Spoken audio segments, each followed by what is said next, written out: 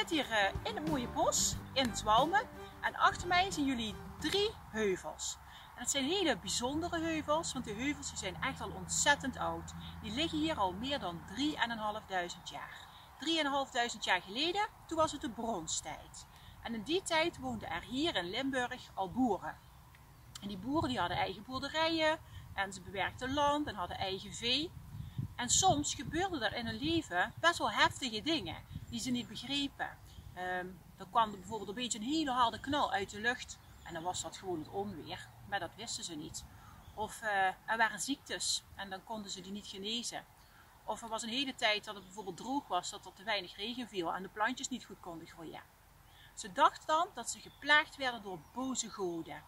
Want de mensen in die tijd geloofden in meerdere goden en dat waren dan natuurgoden. Ze hadden bijvoorbeeld de god van de regen, of de god van de liefde, of de god van de wind. Om ervoor te zorgen dat die goden blij bleven, gaven ze die goden dan cadeautjes. En zo'n cadeautje noemen we dan een offer.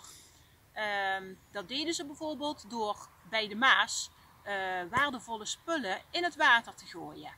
Dat is een beetje raar, hè? Want een waardevol iets, zoals brons bijvoorbeeld, dat ga je toch niet zomaar weggooien. Maar dat deden ze dus om ervoor te zorgen dat die god van het water, dat hij dan blij werd. En misschien ging het dan weer beter regenen, of meer regenen, waardoor de plantjes beter konden groeien. Vroeger werd je en gecremeerd en begraven. En dan heb ik het over de bronstijd.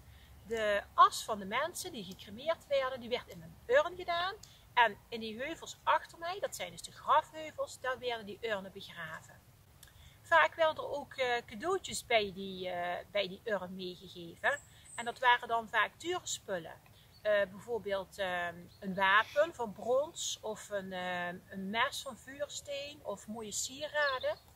Dit deden ze dan omdat ze geloofden dat dit geluk zou brengen voor het leven na de dood. Want daar geloofden ze in.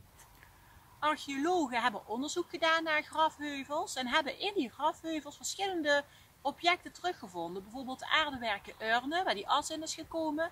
Maar ook sieraden van brons of wapens van brons. En het waren dure spullen die ze meegaven en ze hoopten dan dat het na hun dood in het volgende leven geluk zou brengen. In het Limburgs Museum kun je ook van die voorwerpen terugzien. En het is heel erg interessant om dat eens een keertje te komen bekijken.